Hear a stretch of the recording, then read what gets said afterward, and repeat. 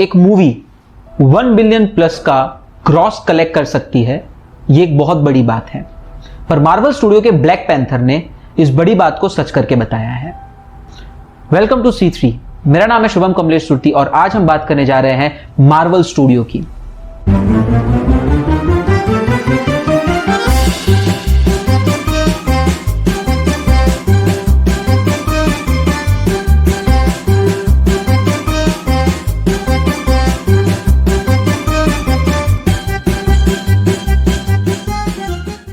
बहुत कम लोगों को पता है कि 1939 में मार्टिन गुडमैन ने एक छोटी सी पब्लिकेशन हाउस की शुरुआत की थी जिसका नाम था टाइमली पब्लिकेशन, जो आगे जाकर मार्वल कॉमिक्स के नाम से भी जाना गया। और इसी साल में उन्होंने एक यंग से लड़के को अपने असिस्टेंट की तरह जॉब पे रखा था जिसका नाम था स्टैनली लेबर, जिसे हम आज स्टैनली के नाम से जानते हैं। 1939 से लेकर 1941 तक बहुत सारी छोटी छोटी बच्चों के लिए कॉमिक्स बनाने के बाद 1941 में एक ब्लॉकबस्टर कॉमिक और एक ब्लॉकबस्टर सुपर हीरो के साथ इसी मार्वल ग्रुप ने इंडस्ट्री को कैप्टन अमेरिका दिया। कैप्टन अमेरिका को सिर्फ यूएस में ही नहीं लेकिन वर्ल्ड वाइड बहुत ही चाहा गया और 1941 से 1989 तक साल दर साल मार्वल की कॉमिक्स इंडस्ट्री पर राज कर रही थी। मल्टीपल सुपर हीरोज और मल्टीपल विलन्स के साथ बच्चे ही नहीं बल्कि बड़े भी मार्वल की साइंस फिक्शन स्टोरीज को पसंद कर रहे थे। लेकिन 1989 में एक इंसान की मार्वल स्टूडियोज पर नजर पड़ी और बस तभी से मार्वल स्टूडियोज का समय खराब शुरू हुआ। 1989 में मिस्टर रॉन पैरलमैन ने मार्वल स्टूडियोज को $82.5 मिलियन में खरीद लिया, जो कि यह कंपनी बहुत ही प्रॉफिट मेकिंग थी। उस वक्त यह डील पूरी दुनिया में गूंज रही थी। मार्वल का हर एक फैन यही सोच रहा था कि इतने बड़े टेक ओवर के बाद अब शायद मार्वल और बड़ी ऊंचाइयां छुएगा। लेकिन 1989 के बाद स्टोरी अलग तरफ चली गई। 1991 में रॉन पैरलमैन ने मार्वल के आईपीओज लॉन्च किए और शेयर मार्केट में Marvel became a listed company. Investor ने खुले दिल से मार्वल को एक्सेप्ट किया। 1991 के बाद रॉन पैरलमैन इस कंपनी को अपनी मर्जी से चलाना चाहते थे, इसीलिए उन्होंने कई सारी छोटी बड़ी ऑर्गेनाइजेशंस को खरीद लिया जैसे टॉय बिज और पनीनी स्टिकर्स। इस पूरे प्रोसेस के अंदर उन्होंने $700 मिलियन का खर्च किया और इस खर्च से उसके शेयर होल्डर्स बहुत ही नाराज थे।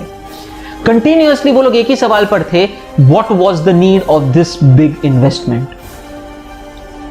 रॉन पैरलमैन को शेयर होल्डर को हर चीज में जवाब देना पसंद नहीं था, इसलिए 1996 में ही फाइल्ड बैंकरप्सी। 1996 के बाद Marvel was on a point जहां रॉन पैरलमैन को किसी की परमिशन की जरूरत नहीं थी, because being a CEO he is having a right to restructure the company as he wants. लेकिन 1996 के बैंकरप्सी के बाद मार्वल कॉमिक्स की हालत और खराब हुई और फाइनली कंपनी के बॉन्ड होल्डर्स ने कंपनी की बागडोर अपने हाथ में उठा ली and mister Icahn became the chairperson. उस वक्त के CEO and mister Icahn together thought about coming up with a point जहां वो इस बैंकरप्सी से मार्वल को बाहर निकाल पाए। लकीली बाय 1998 वो मार्वल को बाहर निकाल पाए। Company came out of bankruptcy but it was still a loss making organisation. 1989 के बाद मार्वल कॉमिक्स ने अपने कैरेक्टर्स को दूसरे कार्टून एनिमेशंस या फिर एनिमेटेड मूवी वालों को रेंट करना शुरू किया। जब एक्समैन और स्पाइडरमैन जैसी मूवीज 2000 और 2002 के साल में मार्केट में आई, मूवी बहुत ही अच्छी लगी, लोगों ने बहुत ही पसंद किया and it was a blockbuster. But the biggest question was, क्या मार्वल इसमें से कुछ कमा रहा था? And the answer is no. Being a royalty holder उनके पास बहुत कम अमाउंट आ रहा था and the main producers were earning a lot. 2003 में मिस्टर डेविड मीजल, जो कि एक बहुत ही फेमस टैलेंट मैनेजर थे, उन्होंने मार्वल के सामने एक प्रस्ताव रखा कि क्यों ना ये मूवीज आप खुद अपने बैनर के अंदर बनाएं। क्यों ना Marvel can turn from Marvel comic to Marvel Studios. जिस मार्वल स्टूडियोज को आज हम जानते हैं for blockbuster movies like Avengers और आयरन मैन और स्पाइडरमैन, इस मार्वल का जन्म उस 2003 की आइडिया के बाद हुआ। 2003 से 2005 के बीच में मार्वल ने अपनी पहली series of film under their own banner launch की जिसका नाम था आयरन मैन। इस फिल्म को लॉन्च करने के लिए उन्हें पैसों की जरूरत थी और इस वक्त उनके दो सबसे strong super heroes came to the rescue and the name of दो super heroes were Captain America and Thor. अब आप सोच रहे होंगे how can they come to a rescue. So जब मार्वल स्टूडियोज के पास पैसों की कमी हुई और पैसे लेने के लिए ये लोग इन्वेस्टर के पास गए, investor said no, they went to the banks and finally one bank was ready to fund them against collateral, यानी वो पैसा देगी उसके सामने उन्हें कोई प्रॉपर्टी रखनी होगी। मार्वल के पास ऐसी कोई एसेट नहीं थी जो सामने रख के वो पैसा ले पाए।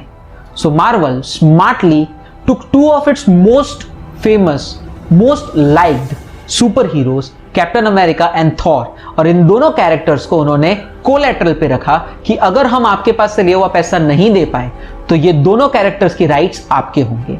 And the bank open there pockets और 7 साल तक इस बैंक के साथ फंडिंग लेने के बाद मार्वल ने करीबन $525 मिलियन की लोन बैंक्स के पास से उठाई based on these two collaterals. And after that all of us know what happened. 2003 के बाद आज तक Marvel is the highest grossing movie makers. आज इंडस्ट्री के अंदर 1 बिलियन प्लस का ग्रॉस कर सकी ऐसी मूवी बनाने की ताकत महज मार्वल के पास है।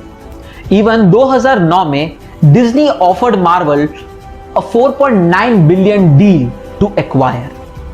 कल तक जिस कंपनी में कोई इन्वेस्ट तक नहीं करने को तैयार था, उस कंपनी को 2009 में डिज्नी ने 4.3 बिलियंस के अंदर परचेज किया। और आज the Marvel group is considered to be the most liked studio. Marvel studio की बनी हुई हर एक मूवी को आप और हम बहुत ही ज्यादा पसंद करते हैं। So the major take was first, जब किसी भी कंपनी की लाइफ साइकिल में फॉल आता है, there is a need to have a change. अगर मार्वल कॉमिक्स सिर्फ कॉमिक बिजनेस पर टिकी रहती तो आज it would have died. Second, never ever be afraid of taking bold decisions. Marvel जब स्टूडियो बिजनेस में एंटर कर रहा था और जब प्रोडक्शन हाउस में एंटर कर रहा था, people were literally shocked, but we all saw how it went. Take number 3, कई बार ट्रेडिशनल वे से बाहर निकलकर out of the box thinking के साथ भी आप बहुत सारे सॉल्यूशंस निकाल सकते हो। जैसे 2004 से पहले शायद लोगों को पता तक नहीं था कि आप किसी कैरेक्टर को कोलेटरल पे रखकर भी पैसा उठा सकते हो, but a bank literally invested in Marvel against 2 of its most famous characters. अगर आपको ये केस अच्छा लगा हो तो go ahead, like, share and subscribe us. आगे हम कई ऐसे केसेस लेकर आते रहेंगे and we will be sharing you the insight of most organisations coming out of the tough times in creative ways. Thank you.